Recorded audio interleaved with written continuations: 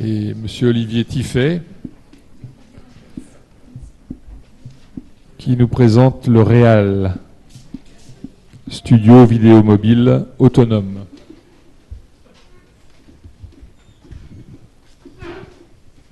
Merci Monsieur le Président, Monsieur le Secrétaire, mes chers collègues. Je vous remercie de l'opportunité de vous présenter cette histoire en fait, que souvent en chirurgie, les progrès résultent de la rencontre avec un ingénieur et un chirurgien.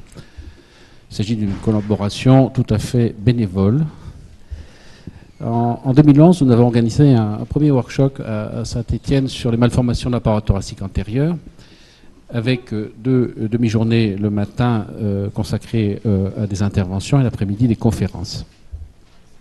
Alors, le schéma des salles est assez classique, avec 2 salles d'opération, câblées avec une salle de régie qu'on avait réussi à chausser dans la salle de préparation des chirurgiens des lavabos, et puis une connexion par fibre optique avec l'amphithéâtre. Ce qui donnait un peu ce schéma-là dans la salle d'opération, avec le bloc anesthésiste classique, le patient, et puis colonne vidéo, le répétiteur, le bistouri, la table d'instruments, la deuxième table, et en bleu, toute la partie vidéotransmission avec une caméra fixe au pied du malade, une caméra mobile sur l'épaule d'un opérateur, un animateur opérateur son qui faisait le lien entre les chirurgiens qui avaient une oreillette et la salle d'amphithéâtre, le répétiteur amphithéâtre, et puis un technicien qui n'arrêtait pas de faire le va-et-vient, d'ailleurs, entre la régie et la salle d'intervention. La régie, c'était ça. Et là, notre infirmière hygiéniste était en transe, avec ses lingettes, essayer de laver tout ce qui rentrait en salle. Très rapidement, on s'est rendu compte également que les patients voyaient la procédure déviée de la procédure standard. Puis on a eu une section d'un câble de son par le chariot de transfert, donc la communication entre l'amphi et la salle d'opération se faisait par téléphone portable, ce qui a quand même nuit à la convivialité. Puis bien sûr, on voyait souvent le dos du chirurgien plutôt que la cicatrice, et le chirurgien avait tendance à se contorsionner. Alors au total, cette organisation classique d'une journée de vidéotransmission nous a paru marquée par la lourdeur des installations, multiples câblages, caméras, projecteurs, personnel de tournage qui encombre la salle, stresse le patient, et puis gêne le travail de l'équipe chirurgicale. Fiabilité, la transmission, puis surtout la qualité de l'image était inconstante. On n'arrivait parfois même pas à connecter les colonnes de Célio à la régie. Et puis le positionnement des caméras, qu'elles soient fixes ou mobiles, était très difficile pour reproduire pour le public la vision exacte du chirurgien sans en entraver les gestes. Alors avant d'organiser le deuxième congrès sur ces malformations, 2 ans plus tard, on a réfléchi à d'autres solutions. Ces autres solutions, c'était des systèmes fixes précablés, mis dans le cialytique, mais ces systèmes peuvent être installés que dans une salle d'opération, donc avec un risque de temps mort entre 2 opérations, et pour animer l'amphithéâtre, on était un peu embêtés. En l'absence d'autres systèmes de câblage et de caméras, il n'y avait pas d'interactivité entre salle d'enseignement ou amphithéâtre. En cas d'opération de maintenance, au pire, la salle était fermée quelques jours, voire actuellement plutôt 1 mois. Et puis pour un coût qui était très loin d'être négligeable.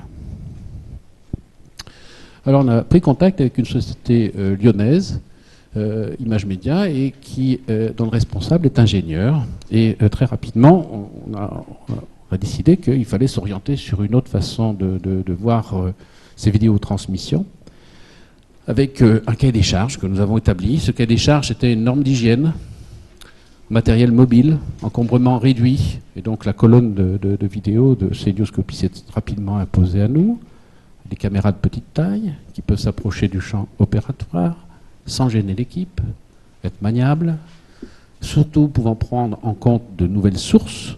Et vous savez que maintenant on a des coronarographies qui peuvent être vidéotransmises, et puis d'excellente qualité d'image.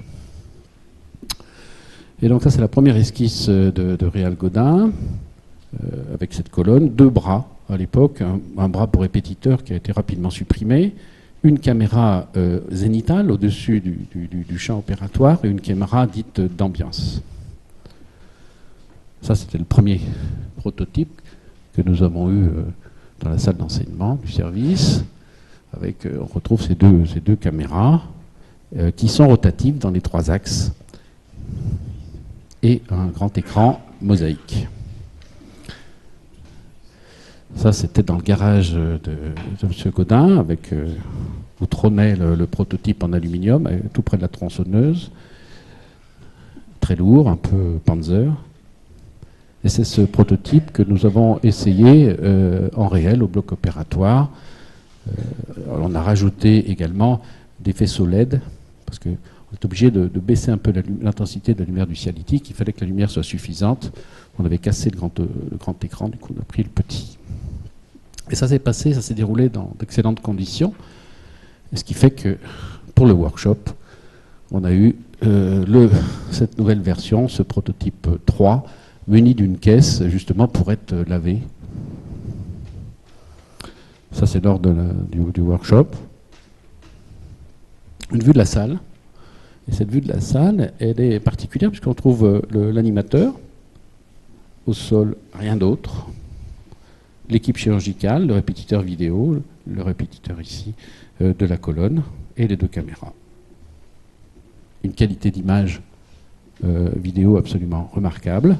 Et sur cette mosaïque, on aura une vue de l'amphithéâtre, la vue externe, puis d'autres vues qu'on peut incorporer. Là, on s'était un peu tous rassemblés autour.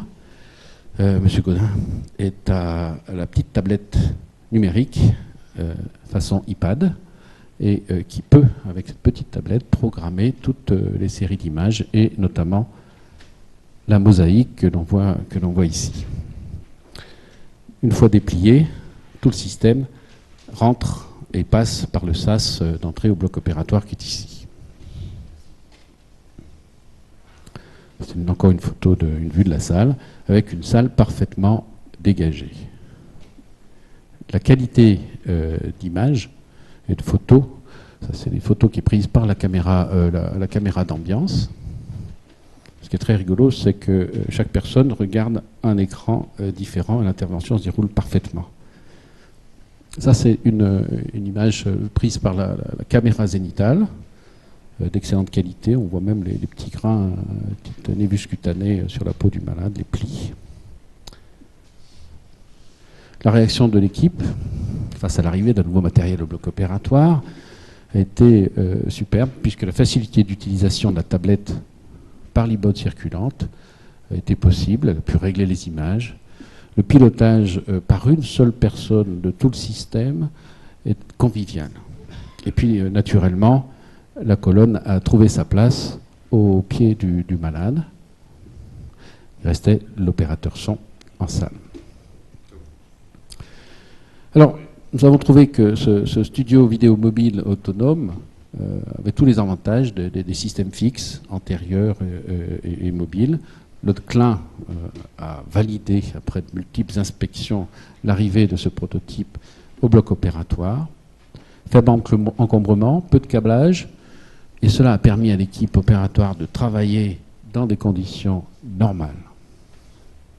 Le patient, pour une fois arrivé dans une salle calme, non envahie de matériel, l'installation du système ne se faisait qu'après l'induction et le champage. Quelques minutes suffisent, et en fonction de ce que l'on désirait faire, soit avec une vidéotransmission à distance, il fallait brancher la prise Internet, la caméra de Célio et la prise électrique, soit pour une utilisation uniquement dans la salle d'intervention, on branche uniquement la prise électrique. Très rapide. Ça permettait, et ça permet de filmer simultanément plusieurs zones, sous différents angles, en intercollant des vues externes, des vues internes, des vues célioscopiques, des imageries comme des cholangiographies péropératoires, des échographies péropératoires, des images de scanner, même des présentations PowerPoint, avec un retour de l'amphi ou de la salle d'enseignement sur l'écran, et d'envisager des possibilités de streaming.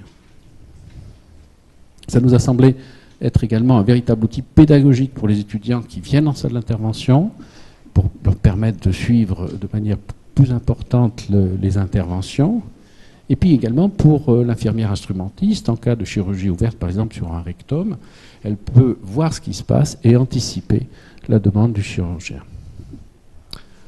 Enfin, c'est mutualisable, transport est facile. On peut l'utiliser en salle d'endoscopie, de coronaro, dans salle d'orthopédie, etc. Ça, c'est la version finale, que nous n'avons pas utilisée encore, mais qui est beaucoup plus légère, avec le système de contrôle en arrière, avec un écran tactile ou une petite tablette. À l'avant, les deux haut-parleurs. Et puis, tout un système de connexion peut connecter jusqu'à 12 sources différentes. Les deux caméras et un ajout plus récent, c'est ce rail qui permet également à la caméra d'ambiance de pouvoir coulisser à droite, à gauche. Et puis ça, c'est une petite vidéo à laquelle je n'ai pas participé. Ça, c'est le système qui est parfaitement lavable. Une lingette, le client est tout à fait satisfait. La mosaïque, qui est extrêmement simple, elle, à programmer. Donc, c'est-à-dire qu'en dehors des phases de congrès, l'infirmière en salle, comme une colonne de Cédio, elle peut programmer les images affichées. Des caméras très haute définition.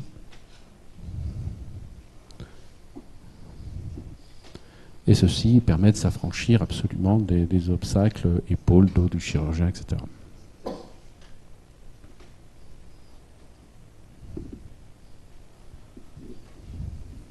Elle se replie et elle passe de salle en salle comme une colonne de cédioscopie.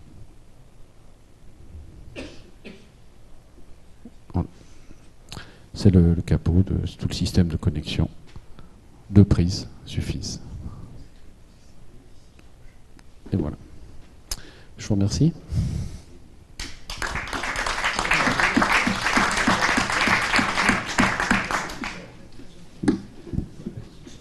Merci pour cette belle présentation qui donne des idées. On a tous envie d'avoir ce genre d'appareil dans nos blocs. Quel est le prix de revient de...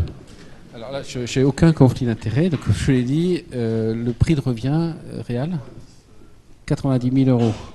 TTC 90 000 € TTC.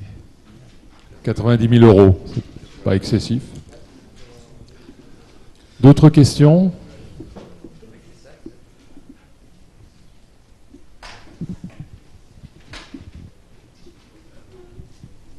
Si c'est pas le cas. Merci beaucoup. Merci.